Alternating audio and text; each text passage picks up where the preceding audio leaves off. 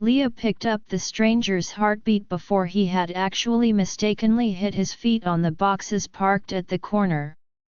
Judging from his panic, she could tell he had seen everything and there was no way in hell she was letting him escape.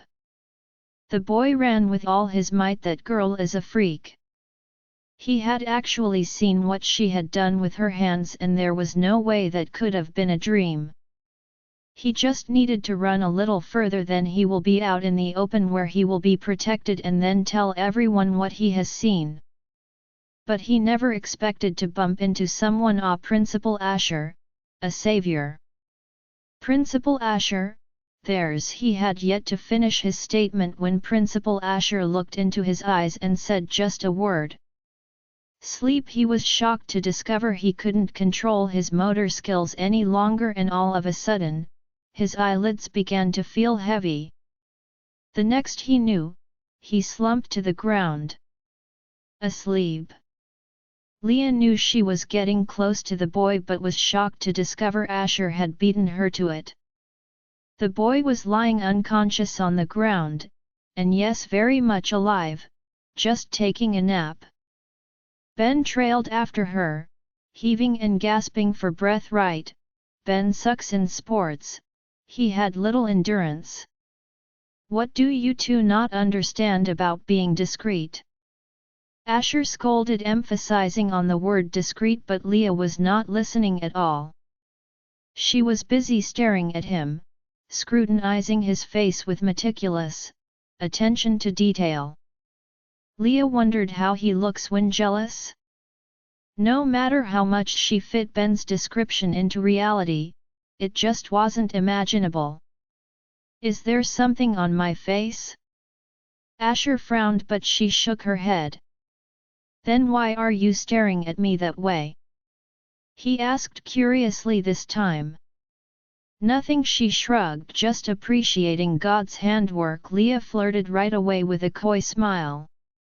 Asher was flattered by her words. He wasn't anticipating this at all. So he smiled back in return and simply reached out an arm, drawing her towards him and wrapped her in his arms. While Ben was busy oohing and awing at the scene from behind, so he had to literally use his ability to toss him out of there. Then he bent and kissed Leah, tasted her as if he had all the time in the world. It was crazy how he could miss, yearn and desire someone as if his entire life depends on it. He would have come to her last night, but Raphael had kept him preoccupied with his petty shenanigans. Though it hurts his heart whenever he thinks of the fact that she would have to choose between him and Daniel very soon. Asher knew there was a high probability he wouldn't be chosen. After all, Daniel originally was meant to be her mate before everything got messed up. So he was going to cherish and savor every moment he had left with her. Though the rejection would hurt if not destroy him, but he would hang on to this memories. Asher, she moaned when her back hit the wall and he pinned her hands as well. The once sweet, gentle, and playful kiss had turned passionate and demanding. "We're making out in front of a student," Leah managed to rasp a sentence when he left her lips and moved to her neck. "Don't worry, he won't be getting up anytime soon," came his reply as his two fangs emerged and grazed her neck lightly, making her shiver. She gasped. "Classes has begun. I'm your principal, everyone else falls under my authority." He smirked and suckled on the sensitive spot between Leah's neck and shoulder, making her release a sound of pleasure. Leah discovered there was something different about Asher recently. After confessing he was her mate, he seems unrestrained and eager to express his feelings for her as if the chain holding him back has been broken. It was quite funny. She had initially disliked this particular guy because of his inappropriate relationship with a student. She even signed up on a secret mission to catch him red-handed in the act, but now she's the one wrapped tight in the act. And now he was her mate. She could relate. Leah perfectly now had an idea of what Daniel meant by the mating fever. It was a battle. An intense battle. You feel this unexplainable fervent urge to just be with that special someone, and no matter what, your thoughts would constantly drift off to that person, and you feel the pull, the need to just touch, lick, kiss, skin to skin. It was excruciating, cause the more you fight it, the more attracting and stronger the pull gets. Feed just these 2 words from him, but it sends her body pulsing with excitement. Asher knows how much feeding while under pleasure feels. It's quite heavenly. Like you're high on cloud 9 and there's no stopping until you reach that climax where everything settles. Leah felt her fang ache, struggling to be released, and she obliged them happily. Running her hands through his hair, she grabbed it and tugged it backward before tracing his collarbone with her fangs, feeling him shiver under her touch. She continued her hot feathery trail until her eyes rested on that vein that seemed to be calling out to her. Leah sank her fangs into that narrow tube while Asher groaned from the intense pleasure that rippled through him. She gradually took the liquid, feeling like she was flying on angel's wings, and kept soaring and soaring until the pleasure from the feeding exploded and washed over her. She sank against Asher, exhausted and satiated, while he smoothed her hair. He smiled when he discovered her once fading purplish red orbs were now a full blazing magenta. She was full. Leah leaned her head on Asher's shoulders. She sincerely hopes he wasn't jealous anymore.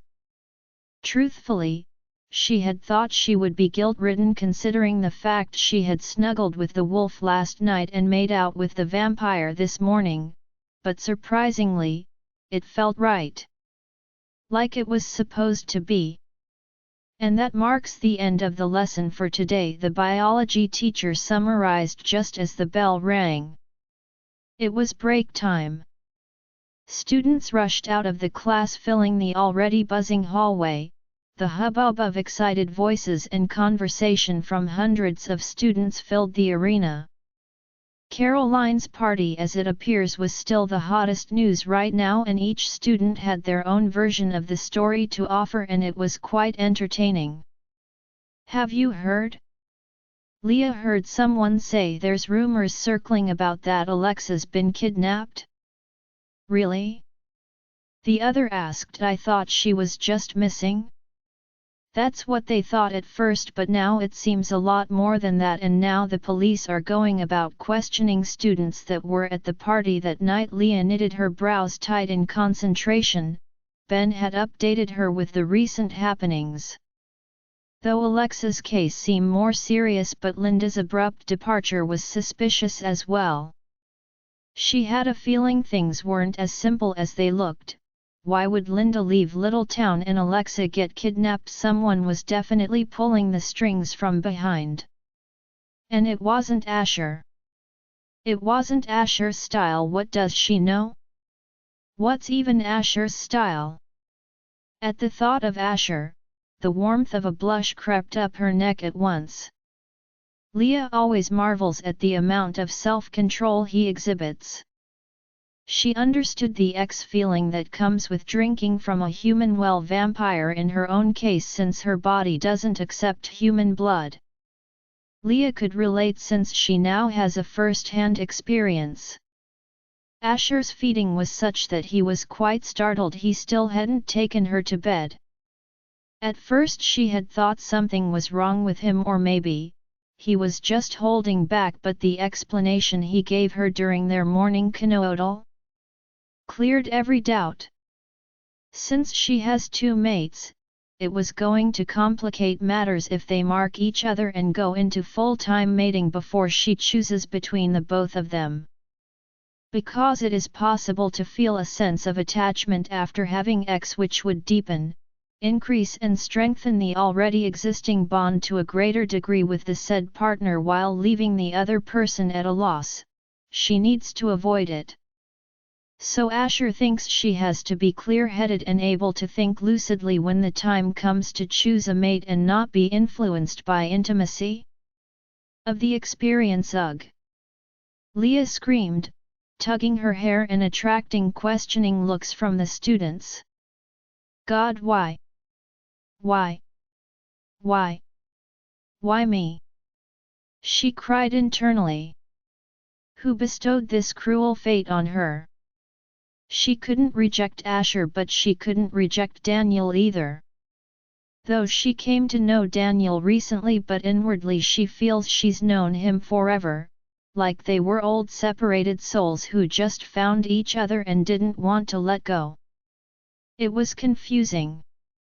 At this rate, you'll go crazy before I go crazy from the voices in my head, a voice she could proudly recognize as Dan's said from behind.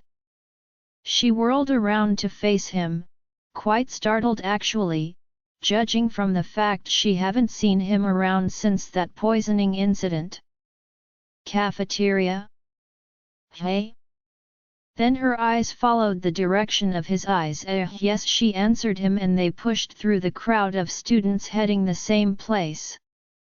Thanks to Dan's overwhelming popularity, charm, and ex-appeal, he now has a reserved table, the power of fans. The 4-seat cafeteria table was always cleaned and maintained by dedicated female fans prior to his arrival. No one was permitted to sit on it unless invited by Dan himself. There was always hair gripping and tongue lashing for anyone who breaks such rule. Leah shuddered. Sometimes the power of fans was scary. Left alone, they would probably coat his seat with gold. Immediately they arrived in the cafeteria, excited screams and shrieks filled their ears. Leah stared at Dan with concern. Telepathy was definitely a curse. How was he faring with all those voices in his head? Wasn't there a way to muffle the voices or just tune it out entirely? I'm fine, he answered as if he knew what was on her mind. You read my mind? She asked. No, he said right away. Then? He gestured to his face. It's written all over. Why won't you read my mind then? Leah asked curiously. What if there is a chance he can't read hers? She hoped. Leah understood the ability was innate, but the idea of someone reading her every thought didn't settle well with her. She felt like it was an invasion of her privacy. I can but I can't, came Dan's reply that made her rejoice internally but dying from curiosity. Why can't you read my mind? Dan breathed. Whenever I try gaining entrance into Asher's mind, he just pushes me out. The wall. A ball bounces off when thrown against a wall, and this is something only people with strong mental strength can do, but you. He falters and turns to face her with eyes that weren't half Asher's mesmerizing ones. I can access your mind, but I can't get any information from it, cause yours is like a long passageway with uncountable rooms going off it, and I can't seem to find the right one without losing myself in the process. She didn't know whether to be flattered or scared of herself, but all in all, she was thankful no one was reading those embarrassing thoughts of hers. They grabbed a tray and thankfully didn't have to stand in line, cause the students made a path for them to pass through and get their food. The power of a celebrity. Once done, the both headed to the specially preserved table and sat down while the female students were literally drooling and staring at Dan with love emoji in their eyes. I won't be surprised anymore if they've created a fan club for you already, Leah teased. All that's left is to dye your hair blue and strap a guitar on your shoulder. Dan grinned at her before digging into his food. Yes, the food wouldn't satisfy him nor contribute anything to his body, but it was a perfect facade to fool the ignorant humans. Are the both of them dating? As expected, Leah picked up a discussion from behind. She ignored them and continued eating her food.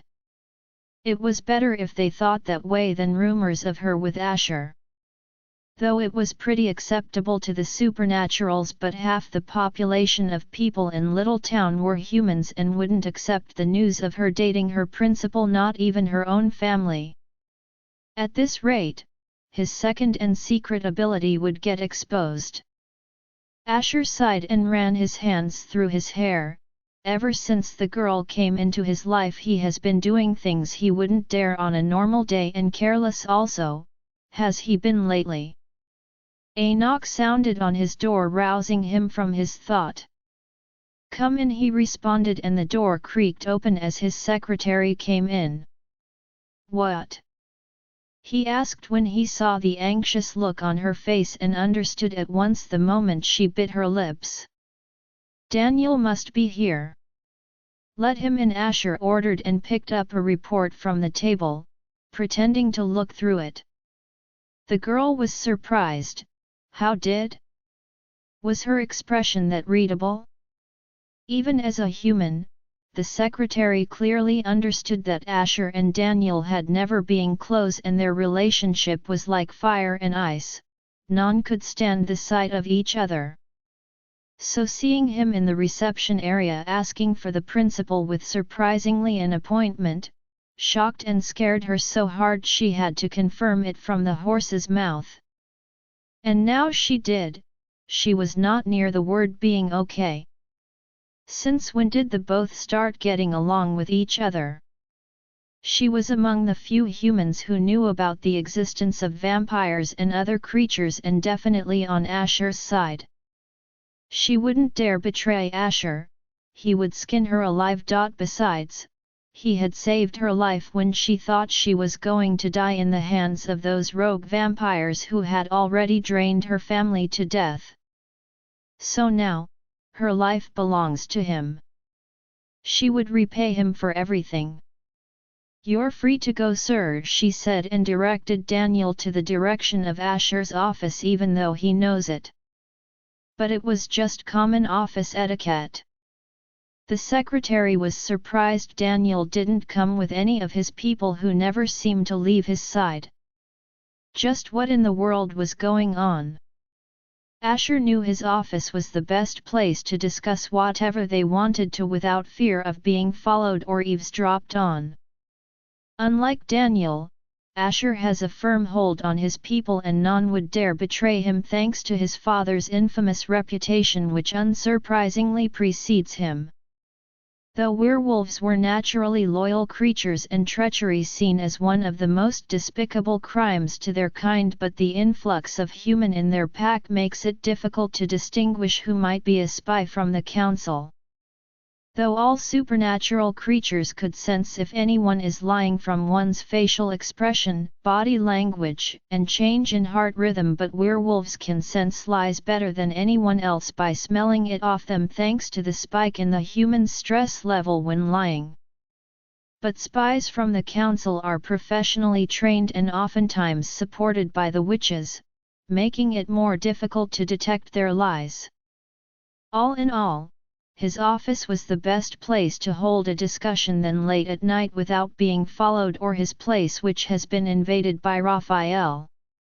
"Welcome, have a seat," Asher gestured as soon as Alpha Daniel stepped into his office. Though he didn't reply, but Daniel sat on the seat right in front of Asher and crossed his legs. "Let's get this over with as soon as possible, shall we?" Daniel said with a tone that suggested he wanted nothing but to be here at the moment.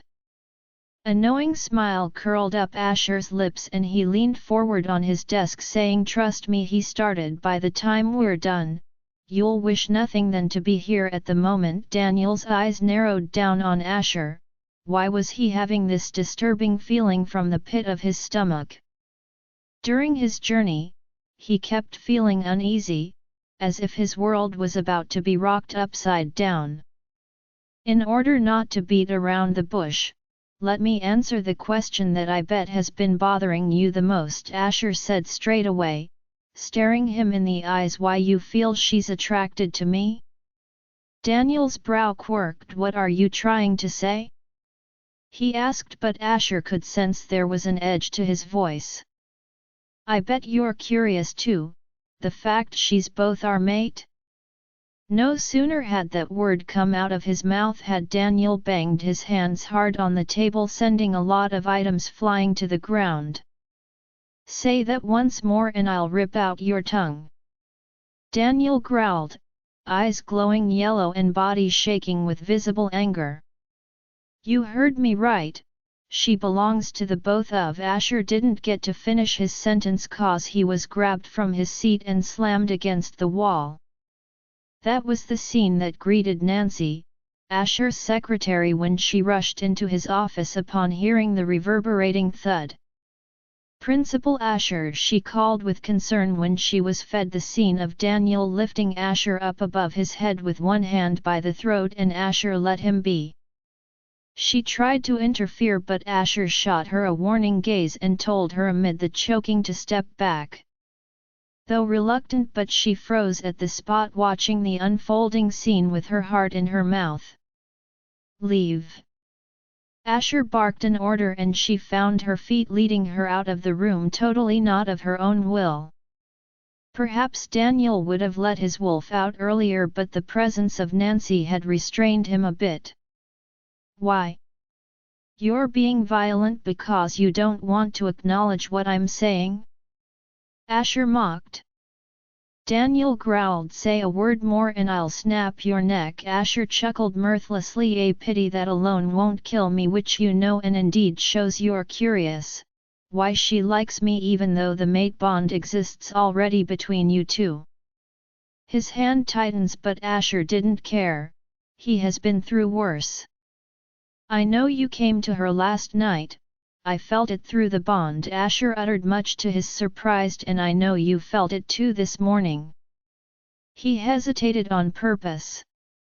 Daniel's control was slowly slipping. Asher lowered his voice to a whisper, the pleasure that screamed through her as I kissed her. As she moaned my na, Asher was thrown to the far end of the room and fell to the ground, but Daniel didn't give him a chance to recover cause he threw him a punch that sent him flying and crashing through his desk. Asher moaned and then began to laugh, a boisterous, hysterical laughter. You wanted evidence and I've just show you. Why are you still sulky, kiddo? Anger was boiling through Daniel. He hated Asher calling him that. Just because he was a lot older than him didn't give him the right to berate him.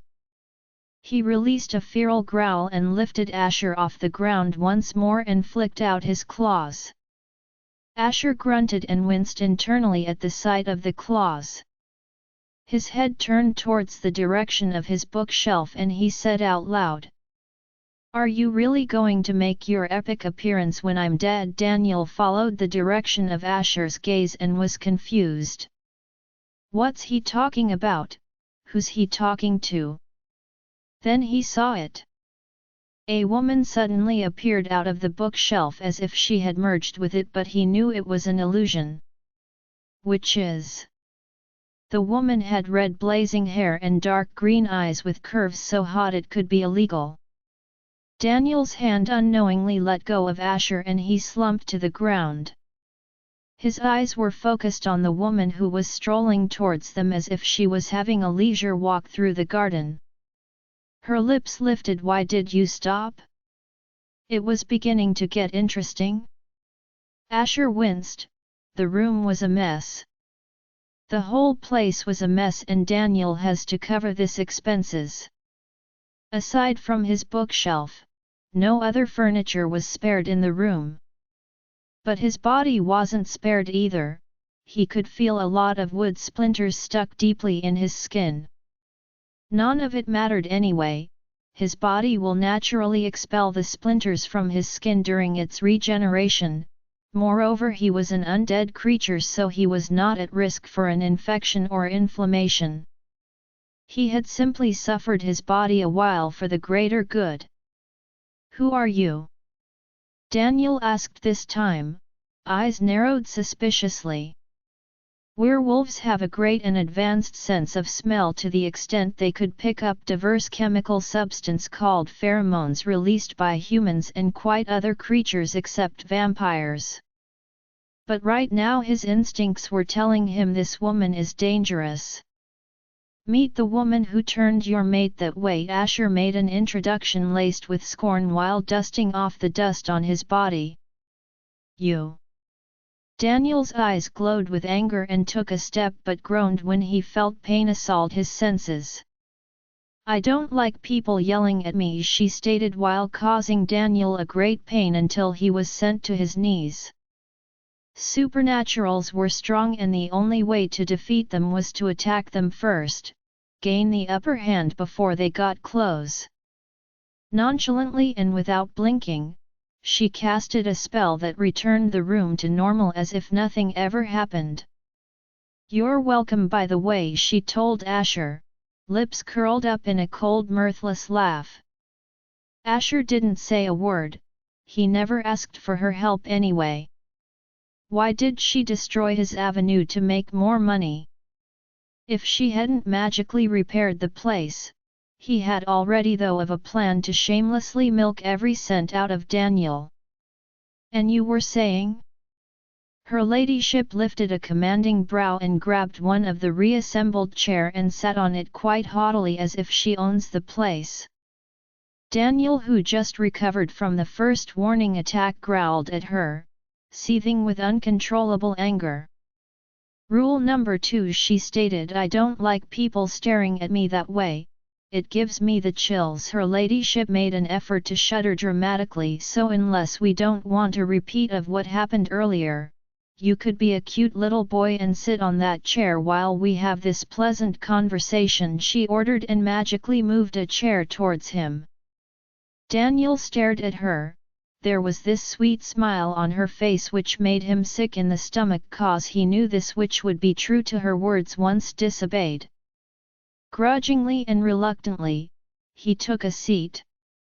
"Fine, he'll listen to whatever she has to say." Surprise flashed across her face. He gave in that easily? A smirk decorated her face. It seems this one would be much easier to use, though Asher still remains her favorite. Just as the thought crossed her mind, Asher's eyes met with hers and they seemed to be declaring, "Don't even think about it." Her ladyship smiled internally. This was why she liked him. He knew exactly what was on her mind. Asher gave her a knowing and warning look. He could already tell what she's thinking. Daniel wasn't a madman like him and would be the easiest to manipulate out of the both of them. Perhaps he indeed has the Raven clan blood running through his vein. He simply moved his usual plushy swivel seat and plopped down on it. He and Daniel sat across from each other while her ladyship sat opposite them. "Now we're complete.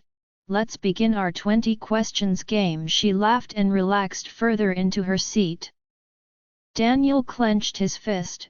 He hated the fact that she was acting all high and mighty when he could easily rip her throat out with just a movement of his hand. He loathed the fact she was messing around with his mate's life. Suppressing his anger, he asked, "What did you do to Leah?" "That's the problem here," she shook her head. "We didn't do anything, just helped set in motion a prophecy that was given years ago," she answered with proud admiration in her eyes as if that was the highest achievement of her life. Daniel frowned, and even though Asher tried to hide, he shifted uneasily in his seat. "What prophecy?" Daniel pressed on. "And don't give me gibberish, cause I've never heard of any prophecy, neither has my ancestors since the Great Purge. Would I seriously waste my time in coming here just to give you gibberish?" she challenged. But Daniel shot back, "Who knows? You already have a twisted sense of humor. Why you get back to the prophecy and maybe when done, you both can go at it," Asher interjected sternly. Suddenly Asher asks instead, "I'm curious about this, why is she a maid hybrid? I have never come across anything like her throughout history." This time, her ladyship crossed her legs. Just as expected, Asher had hit the point. "It all still comes down to the prophecy." She looks them straight in the eyes and announced, "The girl is the only child born on the night the deities were asleep." For a while no one reacted, the silence was so intense that a pin dropped could be heard loud and clear until Asher drew a sharp breath while Daniel shot to his feet, bewildered. "Oh my God!" Asher gasped. "No wonder."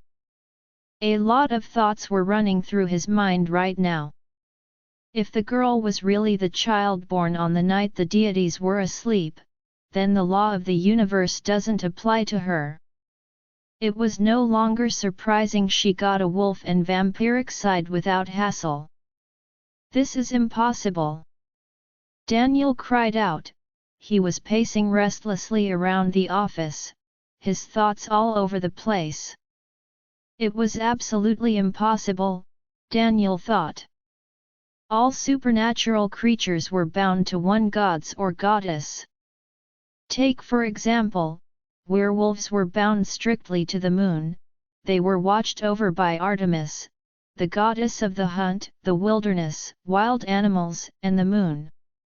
Though vampires cursed initially by Apollo, the god of the sun and twin of Artemis, never to step out into the sunday, but years and technology had not only changed but reversed the curse, now they were free.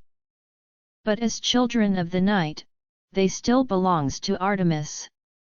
And yes, witches belong to diverse gods and goddess, but they still increase their powers and draw strength from the moon on several occasions. "Oh God," Daniel moaned, "at this rate he would go crazy." Unlike them, after causing such a great commotion, her ladyship was simply busy examining and blowing off invisible dusts from her perfectly manicured fingers unconcernedly. Until a dark smile crept up her face, the worst was yet to come. Artemis was the Greek goddess of hunting, wild nature, and chastity. The daughter of Zeus and Leto, and sister of Apollo. Apollo is a god in Greek mythology, and one of the 12 Olympians. He is the son of Zeus and Leto and the twin brother of Artemis. He is the god of healing, medicine, archery, music, poetry and the sun. He is the leader of the Muses and also a god of prophecy. Trevor was proudly wearing the pendant on his neck. He had to admit this was a masterpiece. He had caught some students staring at it secretly, and even a girl had summoned the courage to ask where he had gotten it from. Today was perfect. So lost was he in his fantasy that he was quite startled when a guy suddenly grabbed and dragged him towards a secluded corner of the hallway. To others passing by, they looked like a pair of boys discussing secret business, but Trevor knew how much he was struggling to be set free. Why was this guy so strong? He wasn't even that much taller than him. "What the hell did I tell you newbies about revealing the pendant?" The guy roared at him, pushing him further into the wall. "I don't know what you're talking about." Trevor denied his accusation. "Where did this nutcase come from?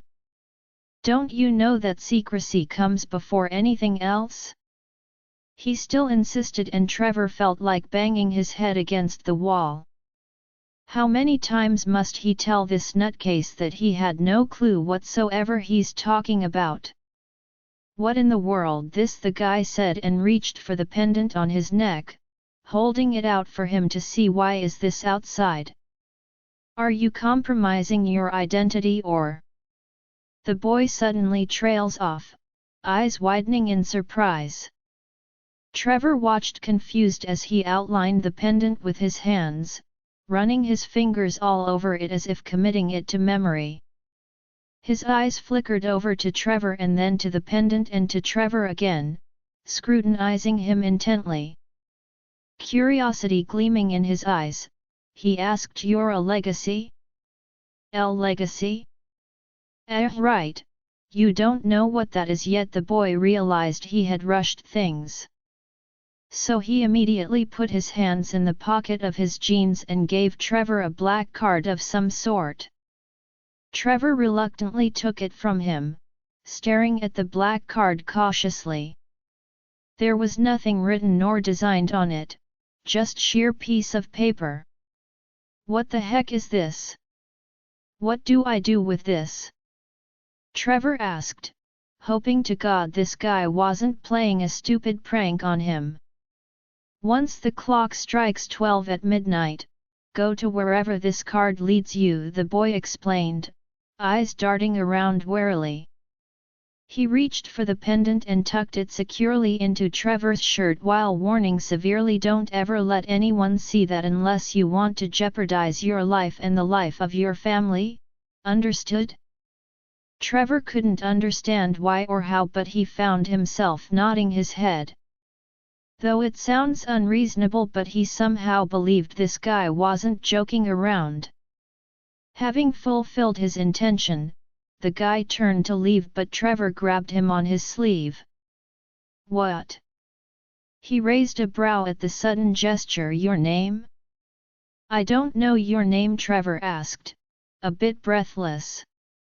Williams, but they call me Will, he introduced himself. Call me Will Cutter, Will added. Will Cutter, Trevor murmured absent-mindedly. He stared at Will. The boy had sandy blonde hair and was well-toned, and evidence of working out. No matter how much Trevor thought hard, he knew Williams definitely wasn't in his class. Nobody there goes by that name. But you don't know mine, Trevor pointed out when he tried to leave hastily. Don't worry, I already know yours, Renard Will said with confidence, and then walks away with much gusto while Trevor watched on, wondering what just happened. Don't you have anything better to do? Leah asked Ben, who had joined them for lunch. Unknown to him, he was receiving glares from Dan's fans. What else do I have to do than to cleave to your side like an adhesive glue, came his reply as he stole some French fries from Dan's plate. Dan gave him the evil eye. What? Ben snorted. You're not even getting any nourishment from it, why are you so stingy? He complained. Leah shook her head and carefully kept her meatloaf far away from Ben's reach, 'cause unlike Dan, she wasn't courteous enough with her food. You should be very careful from now on, Dan announced, and her head jerked up. Was he speaking to Ben or her?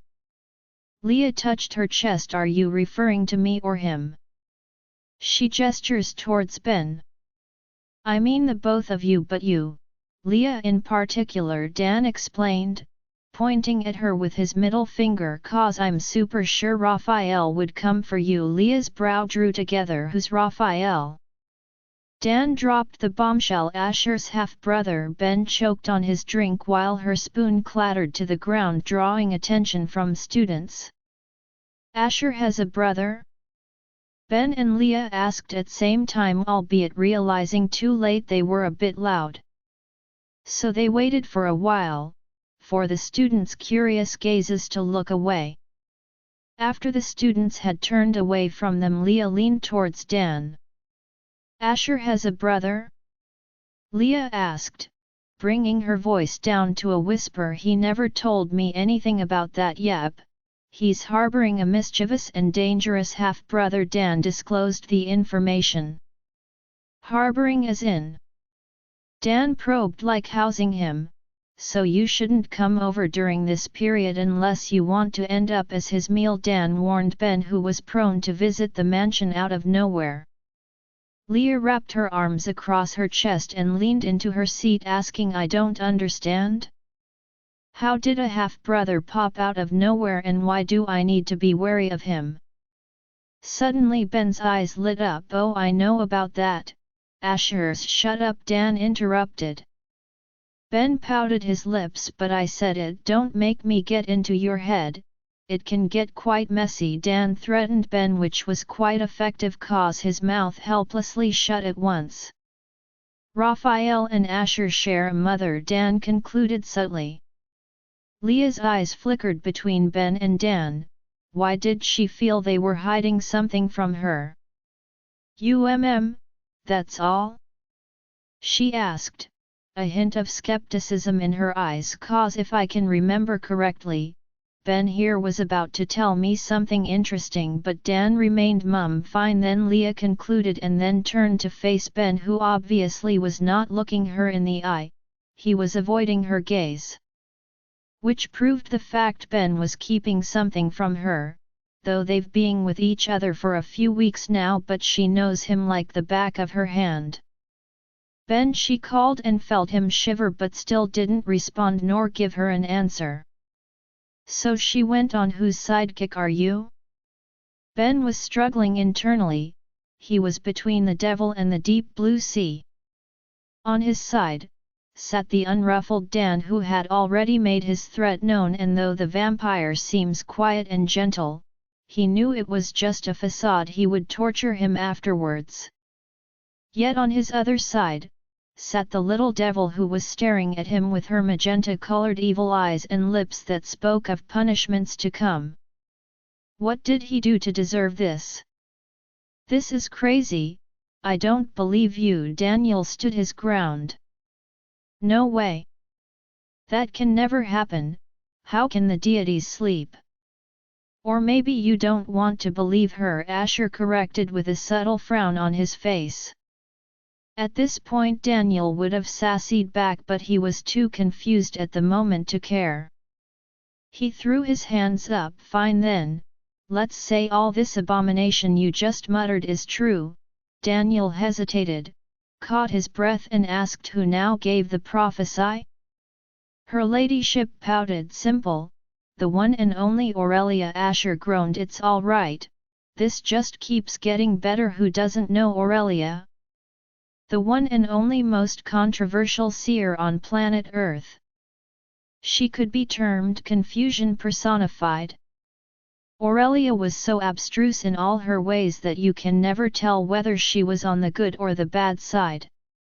Though Aurelia might not have been the mastermind of the Great Purge, but she sure pulled the strings behind the scene, adding more fuel to the already burning flames, and played both sides perfectly. Thanks to her, seers were then began to be held in high esteem. Everyone knows seers are the eyes of the gods, and Aurelia took that advantage and made both sides play into her hands. Aurelia's gain an objective in this? No one understood till date. That's impossible. Asher refuted this time. Aurelia has not been seen for centuries. True. Daniel supported Asher for the first time ever since his existence. A gesture which Asher didn't notice cause he was engrossed with this mystery. Seers were specially gifted humans, and though they do have an incredible longevity, but their average lifespan without an accident is between 100 to 120 years. Nor of them makes it past that time, save Aurelia, who is said to have lived for more than 2 centuries now. According to rumors, they claim Aurelia is a goddess of chaos who came to Earth in human form, but of course that's just a baseless hearsay. When was this prophecy given? Asher queried, his face expressionless. Her ladyship's brows drew together in concentration as she thought hard to be precise. That should be 50 years ago. Daniel facepalm. This is stupid. I wasn't even born yet then, he swore under his breath, but Asher with his super hearing heard it all. Even though Daniel was in reality 26 years old, but he actually looks 16 when you turn a blind eye to his muscular build. It was no secret that werewolves have decelerated aging. Their aging would slow down drastically once they reach 20. To the extent that an older werewolf looks anywhere from a few years to a few decades younger than they are. But the downside of this was once a werewolf quits phasing or shape-shifting for quite a long time, he or she could go back to aging as a normal human being would. So compared to Asher, Daniel was still a kiddo. Kiddo. Asher mused, remembering the first encounter he had with Daniel during the General Council meeting. The meeting had all Coven, clan, and pack leaders assembled together, and during the process of Daniel expressing his own opinion on a particular issue the council was deliberating on, Asher had shut him down and called him a kiddo, meaning he was a greenhorn and still inexperienced for this kind of situations. But as werewolves would always be hot-tempered, Daniel didn't take the insult sitting down and had equally retorted with a denigratory term, hinting that Asher was the son of a madman, a traitor who had joined forces with the Dark Witches during the Purge. And that was where their bad blood with each other officially began, but it seems destiny had much more than an argument in store for them both. Daniel gulped what was the prophecy. His hands were clenched tightly at the side, hoping she wasn't about to tell him that his mate was destined to destroy the world. On the other hand, Asher's stomach was clenched in a knot. Without foretelling, he could already tell where this all was heading, the usual "she's destined to destroy or save the world" cliché tales. Her ladyship answered smugly, "She's destined to be the hope." Asher winced internally, waiting for more to come, but after a few seconds of hearing nothing, he asked, surprised, "Is that all?" "Yes, she's destined to be the hope for us. What more were you expecting?" she asked them with her usual smile that doesn't quite reach her eyes. She was still seated comfortably in her seat, unlike them both who had bolted to their feet earlier from shock. "I was definitely expecting more," opined Daniel, "unless that is not all," he accused, hinting that she was hiding more facts from them. "I second that," concurred Asher with a smirk on his face. "You only told us she is a hope to you guys, but you didn't emphasize how she is going to be the hope, or did I hear wrong?" The satisfied smile on her lips dissipated slowly and was replaced with a scowl, sensing the subtle change in her environment. "I think I've overstayed my welcome, it's high time I left already," she decided, and rose to her feet, preparing to leave when Daniel blocked her path. "I don't think we've come to a conclusion yet," he replied her and tried to grab her, but she made pain ripple through him, causing Daniel to fall on his knee. Unfortunately, it was 2 against 1. Asher from behind used the air part of his ability and slammed her against the wall, giving Daniel a chance to recover as he scrambled to his feet. Her ladyship immediately summoned numerous tongues of fire towards them, but Asher was quick to react. He swiftly manipulated the humidity available, causing a large stream of water drops to rise in the air, dousing the flame completely. A look of surprise crossed her face, but Asher mocked, "I guess someone forgot I've got the elements in my hands." Seething with anger, she began to chant and rave spells like a madwoman, but Asher chose that moment to order, "Sabrina, now!" On cue, Sabrina stormed into the room with a confident and charming gait. The moment she stepped in, Sabrina began to chant numerous spells, trying to counter her ladyship's summons. Their spells clashed and caused an inward spiraling wind to begin rotating in the middle of the room, throwing and knocking stuffs around. It was obvious her ladyship was stronger, cause Sabrina was slowly being pushed back, but Daniel immediately interfered by knocking the villain to the ground with his strong shoulders, distracting her in the process and giving Sabrina the upper hand. "Et Sabrina filia victim luciem," Sabrina intoned, shaking and heaving with the effort. Immediately, a circle of light appeared beneath the ground and trapped her ladyship. Chest heaving with anger, she rose to her feet and tried to stride out of the circle, but was knocked back. She pushed against the barrier again but got the same result. So she punched the barrier, but it was like hitting a tempered glass, there was no effect at all. "You all!" she boomed. "What do you think you're doing?" asked her ladyship, wagging a finger at them furiously while her eyes were red and wide with incredulity. "Sending you to a place where you won't be able to hurt anybody," Asher answered without an ounce of emotion. She laughed in response. A long, cold, hysterical laughter. "And you think my people are going to let you be?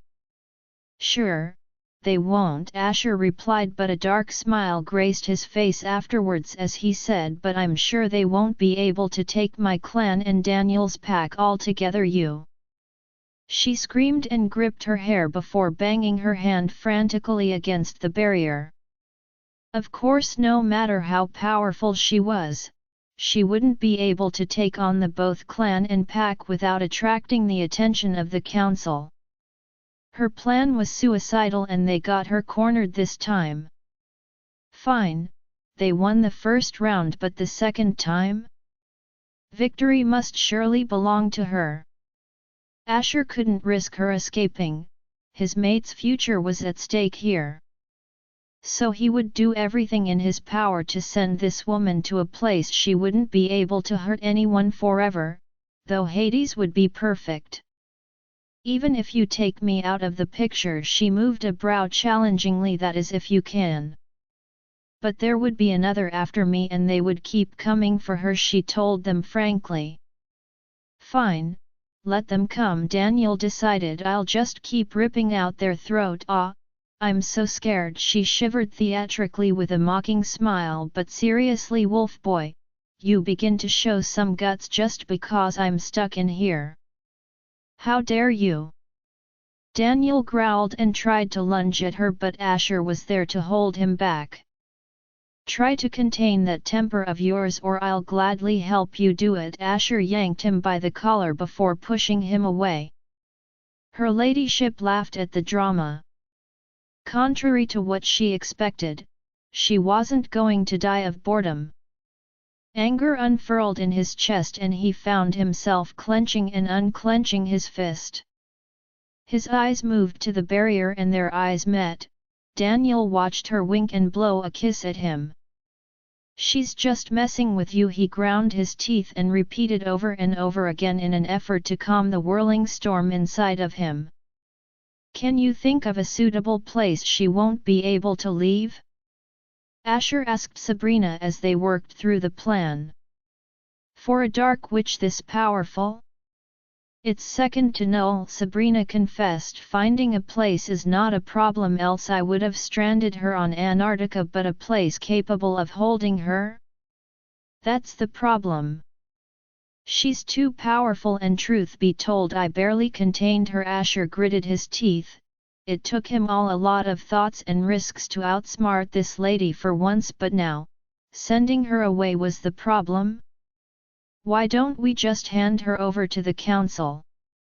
The council has these dampening devices that can mitigate their powers once used on them," Sabrina suggested, but the look on Asher's face was a definite no-no.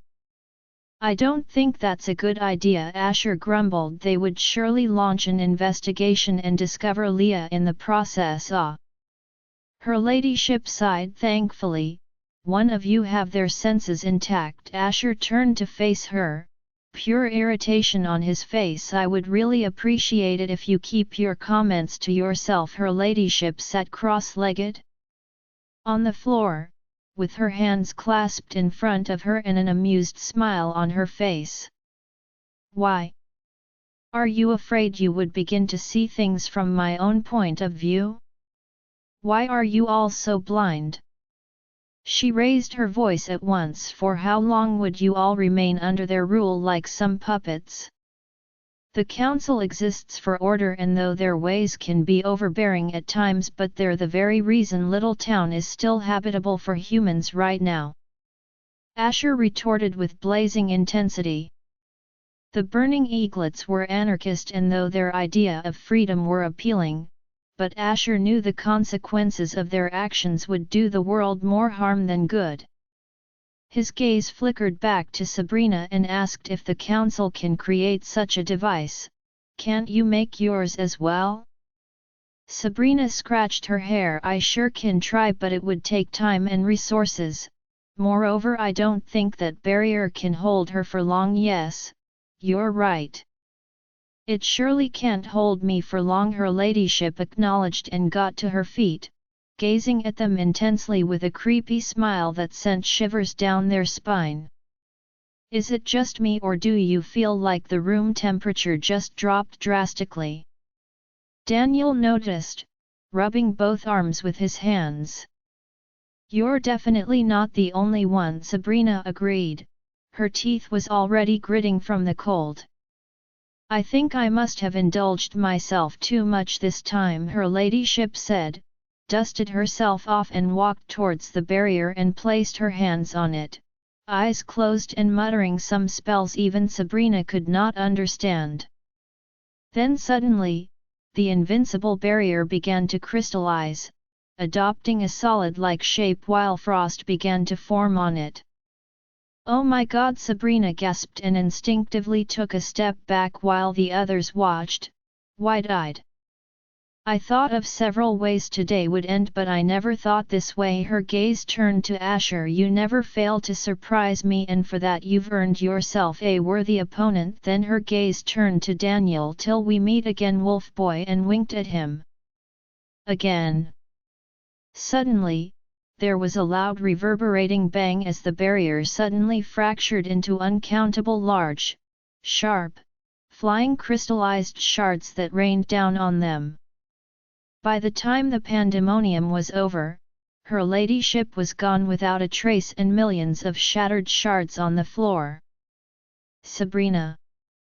Asher yelled when he saw her sprawled on the ground, bleeding from the side just as Leah and Dan rushed inside. Ben was in a hot seat. Of all days, why today? He tried to look forward but met face to face with Dan's scrutinizing gaze and quickly averted his eyes to the side but met Leah's threatening orbs instead. He quickly tore away his gaze to the other side only to discover some students were glaring at him. Why? What did he do wrong? Why was everyone after his life? He was just a normal human being willing to live a normal life, but it seems the universe was jealous of him. Why did they want to take that normality from him? He then turned and faced Dan, saying with a straight face, "I'm sorry Dan, Honorable Knight of the Prince of Darkness, but my goddess Leah is my life and I'm her destined sidekick, so I can't betray her. There's this friendship bond between us just like the mate bond, we can't keep secrets from each other and the more you try to break us apart, it hurts here." Ben bootlicked, hitting his chest repeatedly with this pitiful expression that was close enough to move people to tears save the both of them. Leah's eyes twitched. What melodrama was this guy acting this time?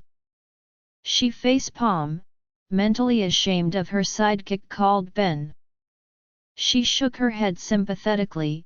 Ben's shamelessness has moved from level 1 to level 5. Though Dan tried to ignore him, but Ben's aggrieved expression was beginning to disturb him. Not to mention lately, Ben's being putting a lot of effort into his dressing unlike his usual dress as I like style. So it was awkward seeing such cute-looking guy staring at him with watery eyes, quivering lips, and a pleading expression. Dan sighed. Why was he so kind towards this boy anyway? He pinched the space between his brows. Perhaps it was time to instill fear into him. Fine. Dan gave in and saw the joyous triumph on his face. Why was he so happy? Who said he was done yet? So he added, but only on one condition. Ben was genuinely surprised. Dan gave in that easily. Perhaps God had finally touched his heart. Wait a minute, does he even have a heart? Not the point here, Ben. Focus. Fine, continue. He wasn't planning to look at his heart anyway, perhaps a little. If it was possible to tear open his chest and check whether his unbeating heart was frozen like ice or just plain not functioning anymore, type of dead. Ben rambled on in his head. Unfortunately, that was until he heard the legendary all-too-common showstopper locution from Dan, but only on one condition. His eyes narrowed down suspiciously on the vampire. What's this devilishly looking undead creature planning to do now? Sure, go ahead. Let's hear your condition. Ben leaned in, giving him a go-ahead gesture with his hand while Leah stared at the unfolding drama helplessly. A mischievous gleam appeared in Dan's eyes as he said that you let me drink from you. Not the innocent blood in cup type of feeding but the full fang in neck mode. Bang! The earth-shattering announcement was dropped. There was a breathtaking silence on their own part since students were still going up and down, to and fro the cafeteria, making one hell of a noise. No, no way.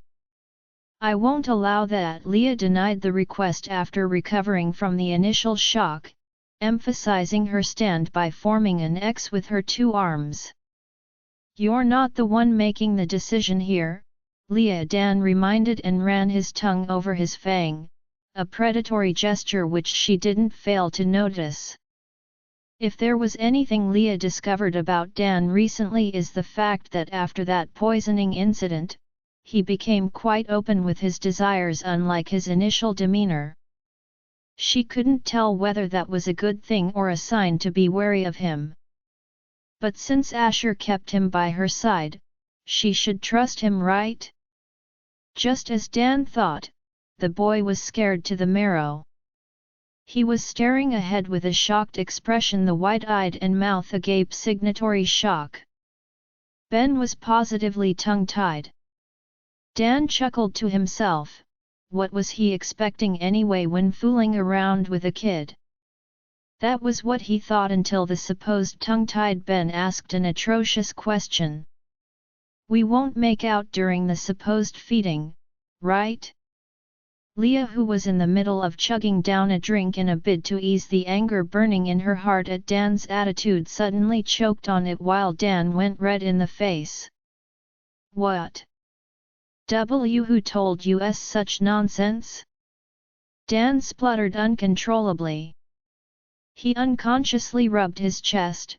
If he had a functioning heart, it would probably be hammering against his chest right now. What lewd thoughts is this boy conjuring?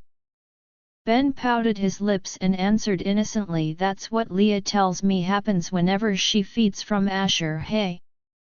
Leah glared at him. Dan took a deep breath while eyeing Leah. What has this girl been feeding this boy? Leah stared wide-eyed at the happening. Why was everyone staring at her like the bad one here? It was Ben who kept poking his nose in matters that didn't concern him. Listen here, Ben. Dan took it upon himself to make it clear to him vampires feed for two reasons, to satisfy their hunger or for pleasure. But this weird and extinct creature here, quipped Dan pointing at her, feeds for both purposes. You. Leah choked. Stop exposing my dirty laundry in public. She quibbled with him. But Dan snorted derisively at her and focused back his attention on Ben. But seriously, what made you seriously think I'll feed from you, talk more, make out with you? He asked with pure disgust written all over his face. Ben rolled his eyes. I was just swayed by Leah's words. Besides, why are you so flustered like a virgin going at it for the very first time? This time Dan was done with being nice, though he might be a tad bit clueless about nowadays slangs, but he perfectly understood this one well. But just as he was about to lunge at Ben and skin the little life out of him, he heard Leah release a sharp breath and his eyes narrowed into slits at once. What's wrong? He came to stand beside her, watching her clutch her chest while breathing heavily with beads of sweat on her forehead. My heart feels strange, she wheezed. As if on cue, his ears picked up a reverberating bang coming from the direction of Asher's office. Asher, she whispered his name as their eyes met. She heard it too. Without wasting time, the both of them rushed out of the cafeteria. Sabrina! Dan yelled from the entrance and rushed to her side like lightning bolt while Leah followed suit. There was a large shard embedded deeply in the side of her stomach, causing blood to gush out uncontrollably. Aye. Sabrina tried to speak, but it all came out in short, sharp gasps. Shhh, hushed Asher, who squatted down beside her, saying, "Don't say a thing, save your breath." Dan sat on the bare floor irrespective of the tiny shards that dug into his uncovered skin. He lifted Sabrina from the ground carefully and gently, cradling her head in his arms. Daniel offered, "I can take away her pain, take your hands off her." Dan barked at the werewolf, who withdrew his hands at once. "Get a grip, Dan. He's just trying to help," Asher scolded him while defending the wrongly accused Daniel. He clearly understood that Dan must have thought Daniel caused whatever happened to Sabrina. "Take out the shard first," carefully Asher directed the fuming Dan, who had calmed down a tad bit.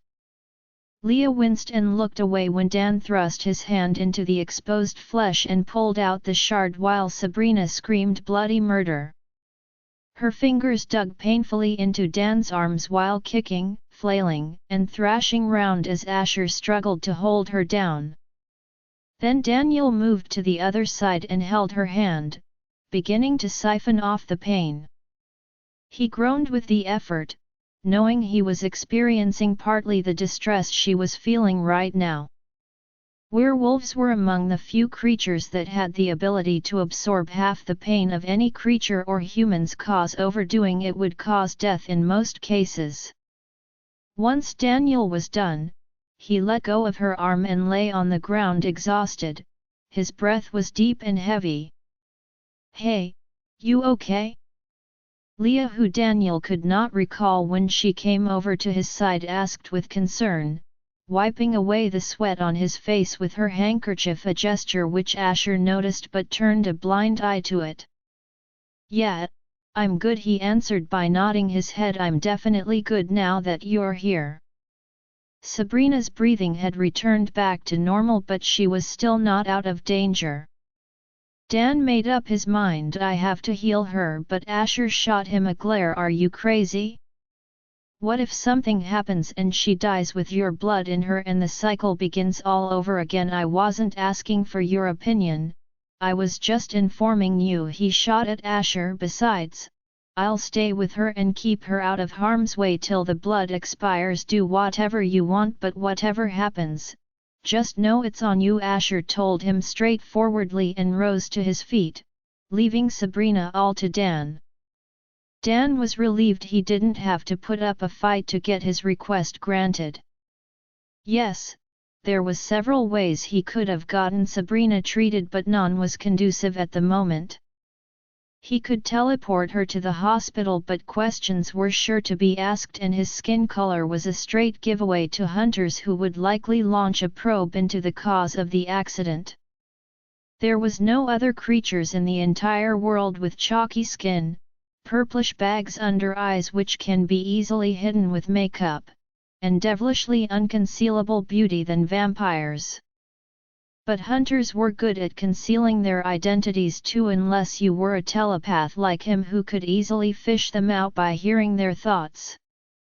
Unless that in some other special ways, you can never guess who they are, cause they could be your father, sister, neighbors, crush, people quite close to you. They're simply persons you never expected them to be, and their betrayal stings like a bee immediately. He carried Sabrina in his arms and teleported to her place. They appeared accurately in the middle of her room, and Dan lay her gently on her bed. Her eyes were shut, lips pale, and she was sweating profusely while moaning softly. Daniel had not taken all of the pain, else it would kill him, so she was still feeling the remaining part of it. Using the sharp nails of his right hand, he sliced his wrist, creating a long gash and letting the thick dark drops of blood to drip into her mouth. Agape. Once the metallic taste touched her tongue, her face scrunched up in disgust and she tried to close her mouth as if having an idea of what Dan was doing.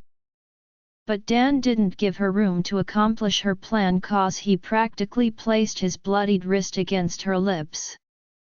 Sabrina whimpered and weakly struggled, but Dan was straddling her, giving her no chance to retaliate. "Just a little more, my love," he willed her to continue to drink, and she obeyed this time. After taking a few gulp, he removed his wrist and let go of her. Sabrina sat up abruptly, trying to cough out the blood, but everything had gone down her throat. Within seconds, color returned to her lips and her cheeks assumed a rosy hue while she regained strength at once.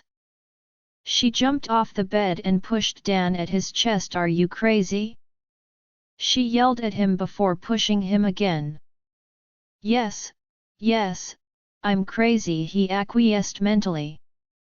"You could have turned me into one of you if something had gone wrong." She hit him on the chest, but Dan didn't react and let her have her full.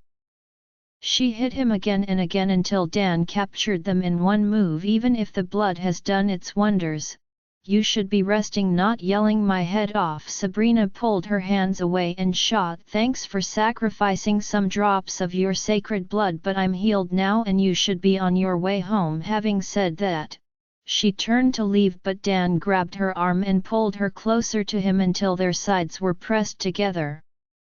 Her breath hitched and she shivered when he whispered into her ears, "Why do you always fight this attraction between us?" With a forceful shove, she got away from him. "You want to know the truth?" she sneered and moistened her lips.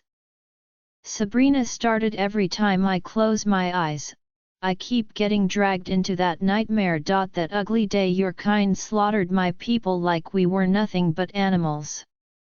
She vented in a furious outburst.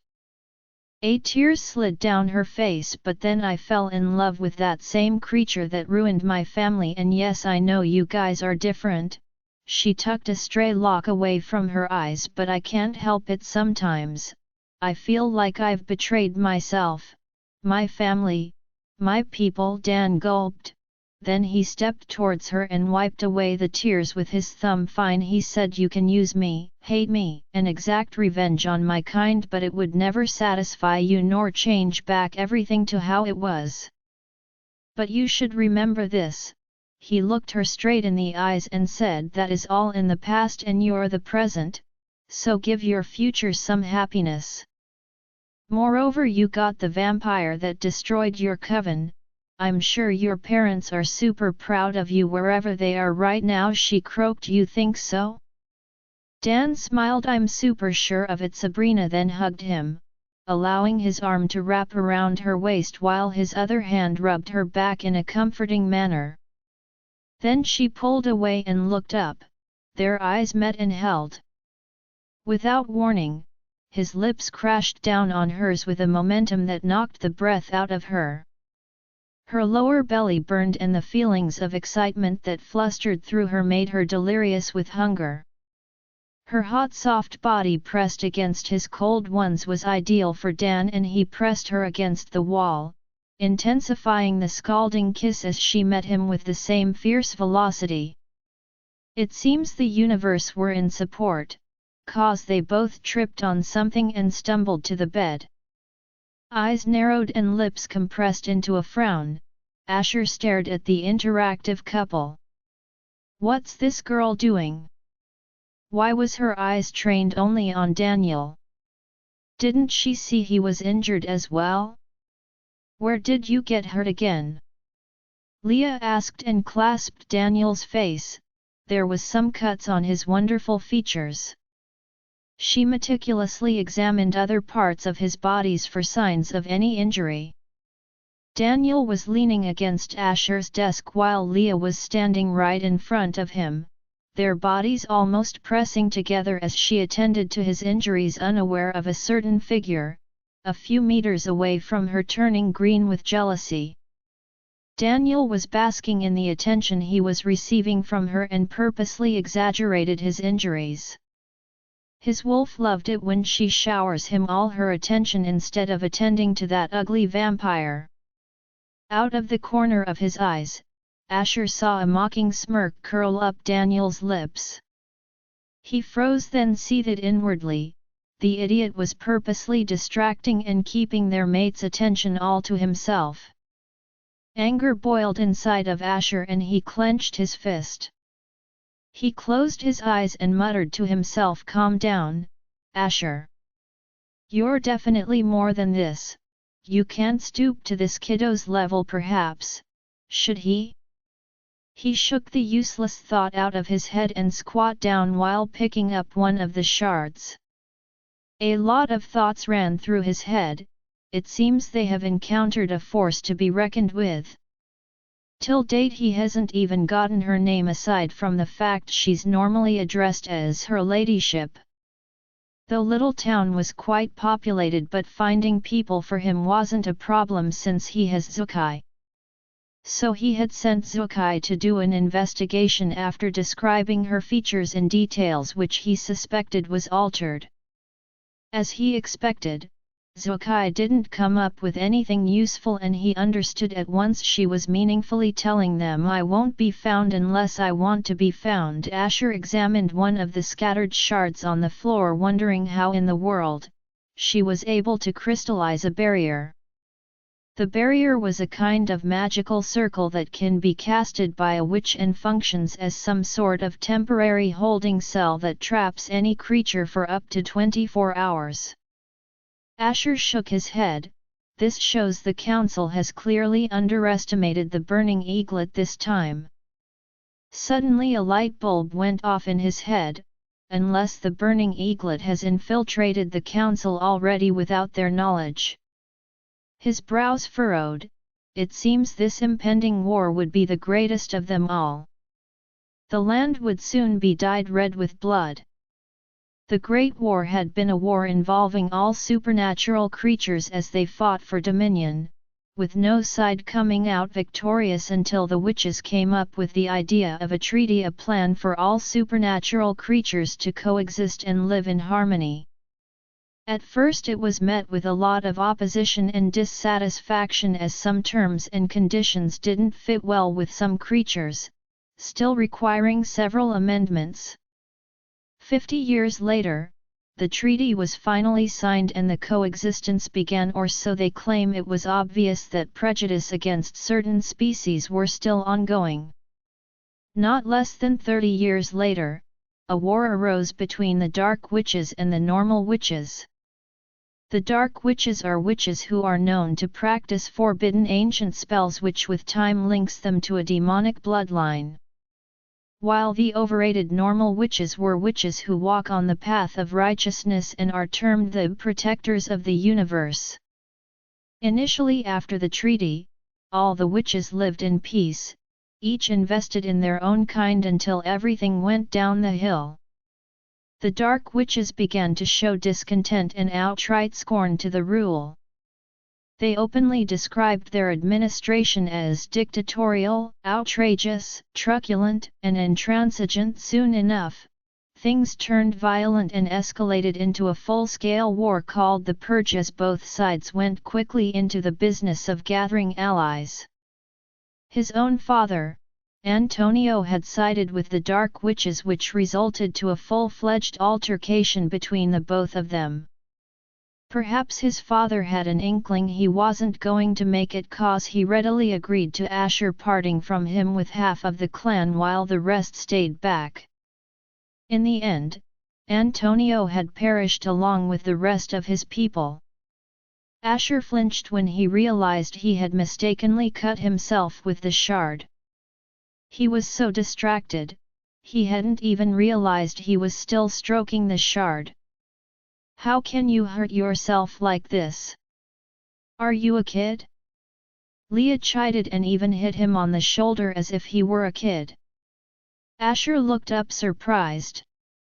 At last, it was comforting to know she still remembers he exists.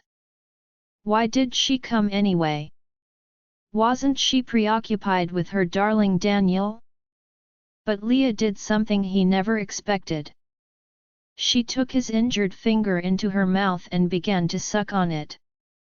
Being startled was an understatement, cause Asher was utterly flabbergasted. What was she doing? Such an innocent gesture aroused Asher to the extent his throbbing member strained against the zipper of his pants, wanting to be unleashed. Though werewolves were not able to sense an undead creature's pheromones, but the look on Asher's face was a straight giveaway to Daniel, and he released a feral growl in response. Even Leah somehow noticed it, cause she let go of his hand at once. I'm sorry, she spluttered uncontrollably. But it would be a terrible shame to see the blood go to waste, she apologized with a tinge of regret on her face. Fine, just return to your class, Asher groaned, trying his best to subdue a certain monster down there. But no, go now. Asher snapped at her and she rushed out of his office, incited by the edge to his voice. Behind him, Daniel growled, we need to set boundaries. Asher breathed, sure we do. Quite funny, but I don't remember seeing you setting boundaries moments ago when you were with her, quipped Asher while staring him straight in the eyes. No matter how you put it, but my wolf doesn't like it when other people touch my mate, came Daniel's reply.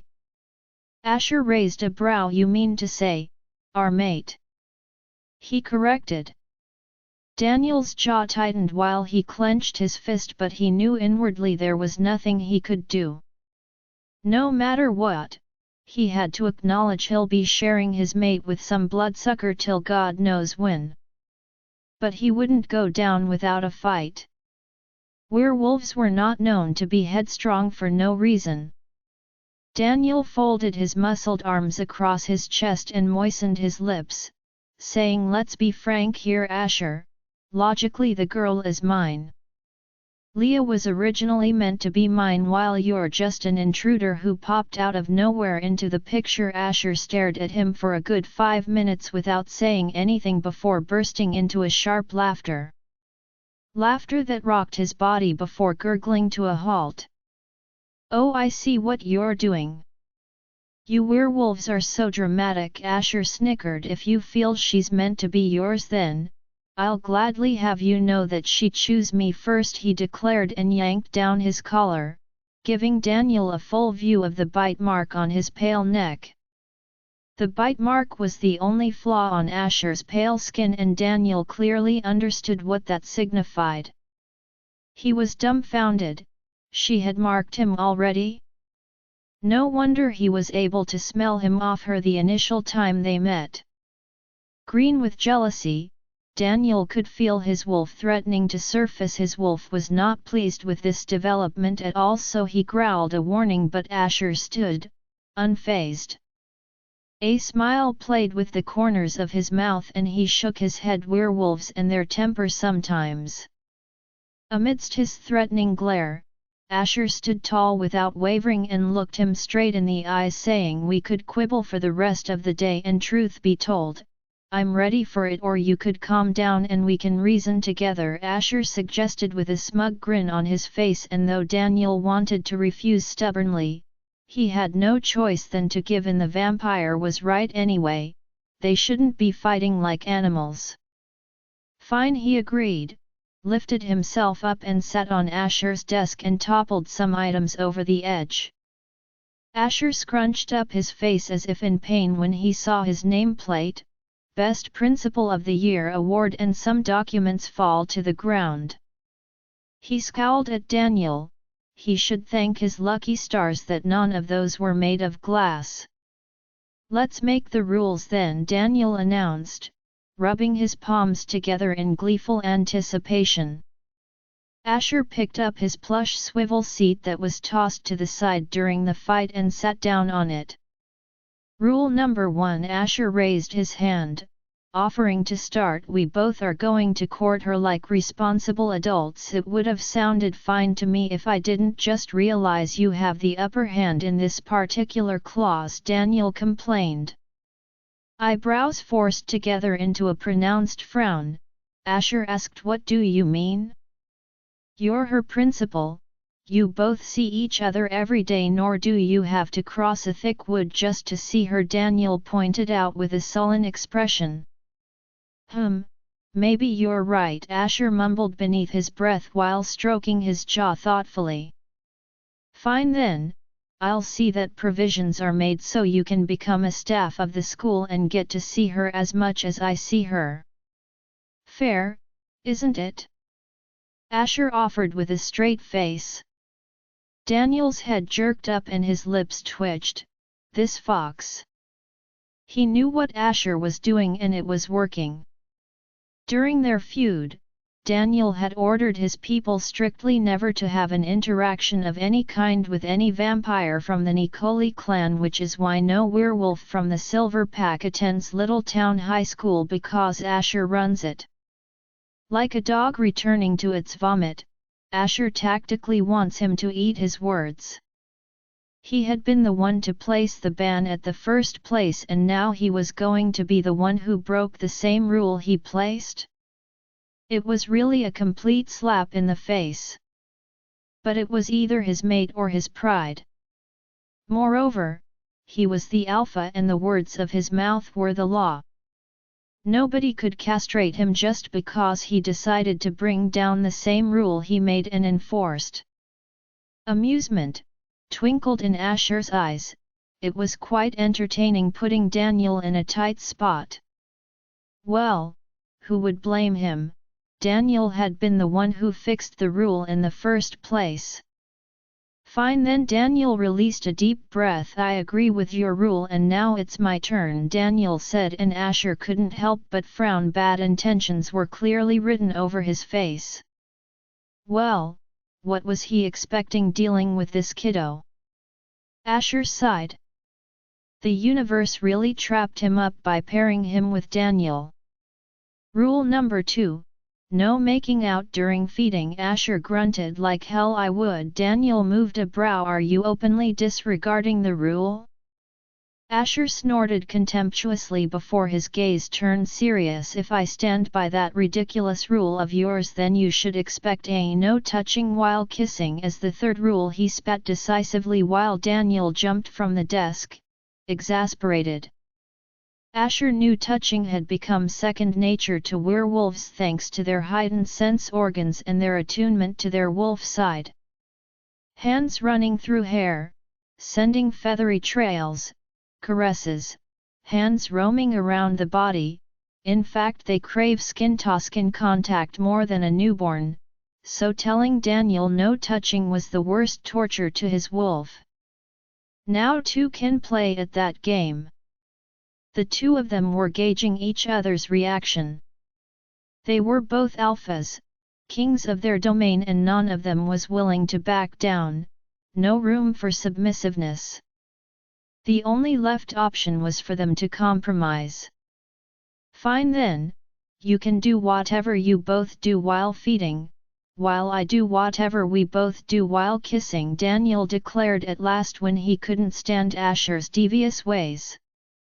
Kissing without touching was like giving him ice cream and being asked to chew it instead of licking and sucking it, savoring the feeling slowly and letting the rich flavor explode in his taste bud. It was the worst form of torture. What could he do without the touching? Place a chaste kiss on her cheek? Impossible. Fine by me. Asher gave him a cheeky grin, making Daniel question how his wolf has been able to take this till now without exploding. You've made the fourth rule already, so it's my turn again, Daniel reminded the vampire, and this time he didn't gloat at him, having known Asher always has a way of making the feeling mutual. Please block the bond while making out with my mate. I don't need to feel emotions that aren't elicited by me, Daniel articulated sternly. Asher pursed his lips thoughtfully. Though the trio of them had the right to access the bond exclusively and can bring up some sort of wall in their minds so that their emotions can't be felt. But the alpha male, as the more dominant and supposedly stronger partner, has the power to block both his and his mate's access to the bond. And since there are two alphas, they both have the power to block the bond at will. Asher cringed. Trust me, I don't want to feel or know about your lustful rendezvous either way, he said, earning a meaningful glare from Daniel. So we both agree that the bond can only be manipulated for that purpose only. Asher concluded and added another rule to his paper. Though most supernatural creatures aside from coyotes, kitsuns, and goblins often stay true to their words, but you can never be too sure, especially when it involves vampires from the Raven clan, which is why a legal agreement is drafted as well. My rule then: please refrain from using my mate until she finally chooses one of us. But at the moment, refer to her as our mate, Asher stated. It kept getting on his nerves whenever Daniel uses that singular possessive pronoun my instead of our. It made him feel neglected, not part of the picture. Yes, she was originally meant for Daniel, but that was the past and this was the present. Asher has no assurance he would be chosen, but at the moment he has a right to her as well. Moreover, he has waited for her for hundreds of years, so he won't give up on her that easily. Daniel's eyebrows furrowed deeply. The use of mine was already ingrained in his mind the moment he set his eyes on his mate. But now he has to reorient his mind, force his wolf to accept something that wasn't second nature to them, something that has never happened throughout history. It would be one hell of a fight convincing his wolf. Daniel breathed. I can't promise you that, but I'll try. Asher gritted his teeth. This is a contract, Daniel. I don't need your trying but your word, he insisted. Daniel closed his eyes and took a deep breath, trying to control the anger that was close to surfacing. You think I'm not trying my best? And you think I'm fooling around? Asher shot back. Daniel wanted to sass back but sighs instead. Fine, I give you my word then, he agreed at last with deep lines appearing on his forehead. Suddenly he added, you can go ahead and make the rules while I'll opine on it and make necessary adjustments where needs to be. I'm mentally exhausted, Daniel confessed, massaging his eyebrows. Asher's eyes widened and shone, genuinely surprised. Was the kiddo asking him to make the rules? Well, who could blame him? He was mentally exhausted too. He never imagined finding his mate would bring this much hassle.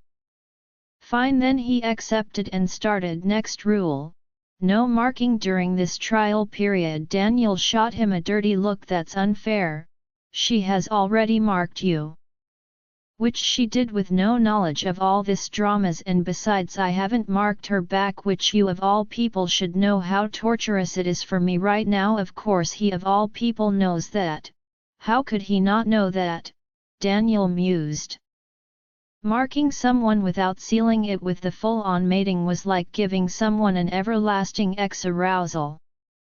Marking, though a culture observed strictly by werewolves than any other supernatural creatures, is achieved by biting one's mate in the place between the shoulder and neck, which leaves a mark forever, serving as a reminder to the others that the mate is taken.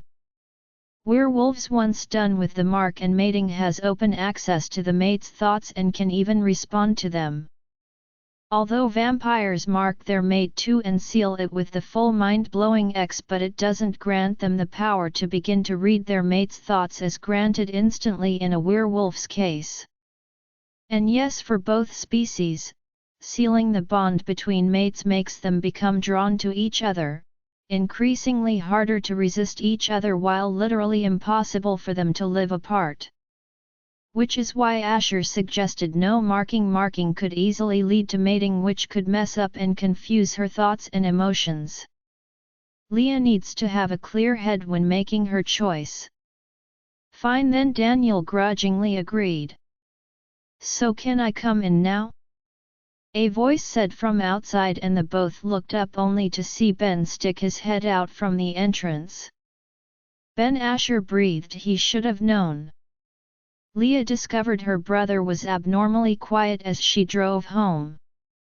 Did something happen at school? She wondered. Girl's problem? Perhaps it was time she found him a girlfriend. Then something caught her attention and she saw him stroking a sort of plain black card with no print whatsoever. "What's that?" she asked curiously, eyes still glued on the road. "Nothing," he breathed, "just nothing significant," he mumbled and slipped it in his pocket, ignoring his sister's side look. "What caused the incident?" he asked, trying to divert his sister's attention from him. What accident?" Leah asked, squeezing the steering wheel and using the other hand to remove a lock of hair away from her eyes. "The one at school. I was in class when everyone heard the loud bang, so I couldn't get much accurate details," Trevor said, and his sister gave him the side-eye look. "What?" He raised a brow when he couldn't take his sister's gaze anymore. "You need to come out of your shell, Trevor, associate with friends. Have fun, and stop being such a loner," Leah chid him. "I'm not a loner," he retorted sternly. "I do have my own fun burying yourselves in your books and cell phone. Is that your definition of fun?" Trevor's brows drew together in a frown. "Yes, it is that fun for me," he replied with a firm voice. She shook her head sympathetically. "There's seriously no hope for you. But if you're that interested in what caused the incident, then you should know the principal engaged himself in some experiment that had a negative aftermath." Leah fed her brother the same lie Asher had fed the school. Everyone had heard the percussive sound, and since humans were curious creatures, an explanation was needed. So Asher came up with some mumbo-jumbo and they totally bought it. "Asher really deserves a thumbs up." "Not surprising. There's something off about that man," Trevor opined, drawing Leah's full attention. "How so?" she asked interestedly. Trevor rubbed his jaw. "I can't really tell, but I feel like there's something strange about him, like he's a different entity from us."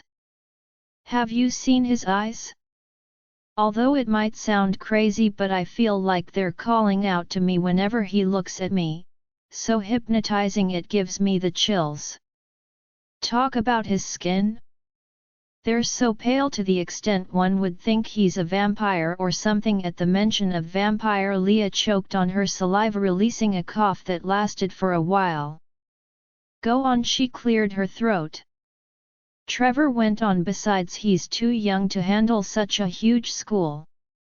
I heard the students say he's 24 years old." 24 indeed, Leah sneered mentally. Her brother would probably die from shock if she tells him Asher's actual age. Simple, the guy is an ancestor. Moreover, I can't understand why the girls in school are head over heels in love with him," Leah interjected. "Well, for a start, he's handsome." Trevor rolled his eyes. "Girls and their obsession with beauty." His comment brought a smile to her lips. "Of course," she concurred, "the eyes has to feed first before any other part of the body, so forgive us if our obsession irks you." Trevor turned his head towards her. "Does that mean you're one of those numerous girls dying for him too?" He startled Leah with this unexpected question. Leah was at a loss for words. What should she say? "Of course not," she chuckled nervously. "I'm not like those girls dying for his attention." She lied through her teeth but said instead in her mind, "I'm just the only girl receiving his attention." "Thank God," Trevor sighed in relief. But Leah's brows knitted together in a frown. "Why the thank God? Is something wrong?" she asked, wondering why her brother was so relieved she was not crushing on Asher as she claims. Trevor shrugged. "Sometimes I can't help but feel he's a threat. Like he's a very dangerous person, so don't ever associate with him, principal or not. Promise me," he demanded, and Leah found herself committing to a promise she knew wouldn't stand a chance being fulfilled. It seems her relationship with Asher would suffer severe persecution in the future. "Pinky promise?" Trevor insisted and brought out his pinky finger. "Fine, pinky promise," she breathed, and after making sure the road was clear, thrust out her pinky finger as they both entwined their pinkies together. Seal? Seal. Leah reluctantly agreed and kissed his palm just as Trevor did to hers. Trevor sank into his seat with a fulfilled smile, but that was not the case for Leah. Her heart was in a turmoil. She hated the fact that she would break this promise sooner or later and probably would continue lying to her family about a lot of things, but there was nothing she could do. Asher was her mate, her other half, and she couldn't leave or abandon him like that, which is why she still dreaded the rejection. She just wished there was a way to work this out without breaking anybody's heart. So it's you and Dan? Trevor interrupted her thought. What do you mean? She asked with a straight face. Oh please, don't give me that look, cause you know perfectly what I'm talking about, Trevor teased, wriggling his brows suggestively. There's nothing going on between Dan and I, we're purely friends. Leah denied his claims. Though she initially wanted to let him think whatever he wanted, but she discovered she was keeping a lot from her family, at least they deserved to know this one. But still Trevor didn't believe her, cause he gave her his signatory "I don't believe a thing you said." Look, I'm serious, Trevor, she still clarified as she pulled up at the house. Fine then, I'll believe you just because I haven't caught you both touching lips, Daniel said and stepped out of the car. Leah cringed and made a gesture of gagging just to convince her dear brother there was nothing going on between her and Dan. Once they reached the door, Leah knocked twice expecting it to be opened by her mom, but was dumbfounded when it was answered by an unfamiliar yet handsome stranger. She eyed him curiously yet cautiously, brows raised. Who? Standing at the entrance, he boomed a smile at her and thrust out a hand. You must be Leah and Trevor. Hi, you can call me Raphael. Ouch, come on man, that hurts, Ben complained as Asher dragged him out of the car, pulling him on the ear. Why are you complaining? I thought this ear of yours isn't meant for listening but for decoration instead. Asher chided, a mirthless smirk plastered on his face. Prince of Darkness, Ben said and got on his knees, rubbing his palm together in a pleading gesture. Don't kill me yet, I swear I didn't mean to eavesdrop on your discussion. I was just following my goddess footsteps, Dan pleaded for his life with a straight face. Asher's mouth twitched. Sometimes this boy could be as annoying as hell. He seemed to have a long life, cause no matter what dire situation he finds himself in, he seemed to know how to talk his way out of it. I swear by the Brotherhood, Ben promised Asher and raised his right hand while his left one rested on his chest, to always protect my goddess Leah and never expose any secret or truth that would harm her in any way whatsoever. Asher stared at the idiot, exasperated. What Brotherhood are you even talking about? Ben stood to his feet, giving Asher at least a 5 meters space. The guy was unpredictable. Who knows what he has in store for him this time, since he decided to take him to his place. He replied cautiously, the brotherhood that was established between you and I, the moment I decided to be your mate's sidekick. Asher shot him a dirty look while debating between running him over with his car and disguising it as an accident or just handing the idiot over to Dan as lunch. Ben swallowed. By the way, why are we here? You're not probably about to drain me dry and bury me here just because I heard something I wasn't supposed to hear, right? Asher chuckled. This boy was funny, giving him several ideas on how to dispose of him. What do you think? Asher asked, purposely flashing his sharp canines at the idiot, who took another step back. Idiot, Asher mumbled and shook his head before deciding to tell the truth to the boy already scared out of his wits.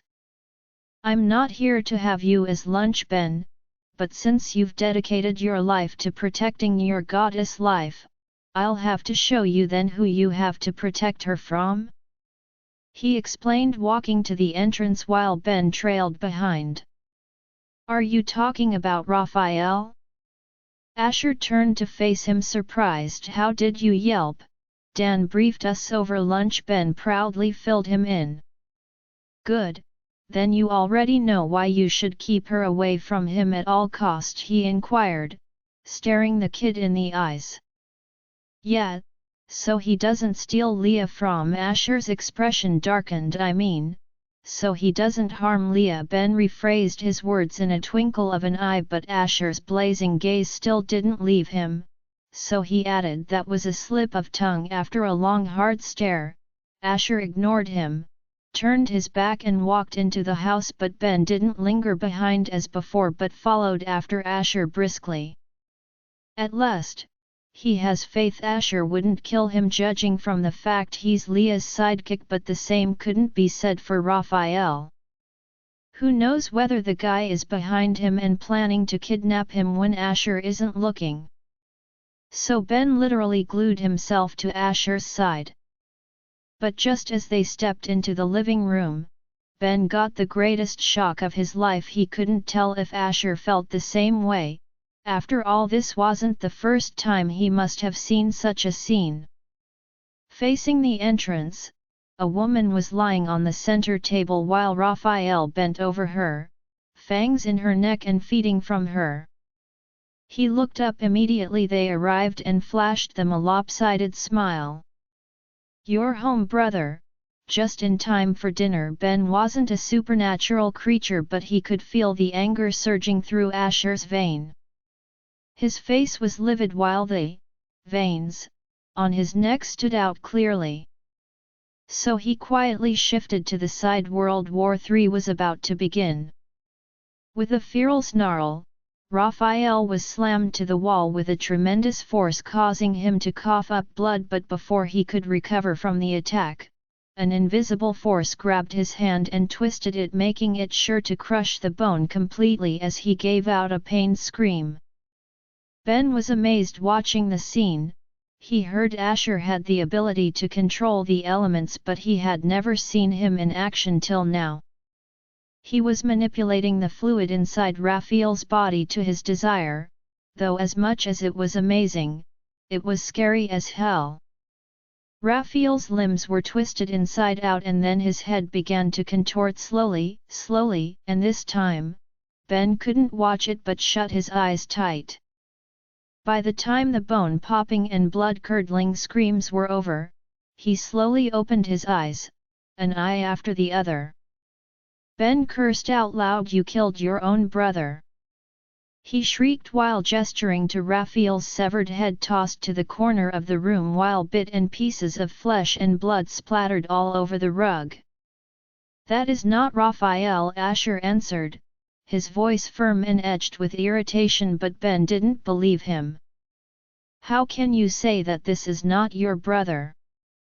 Ben cried out with gestures and all, "when I just saw you with my own two clear eyes decapitate your—" "Wait a minute," he faltered at once.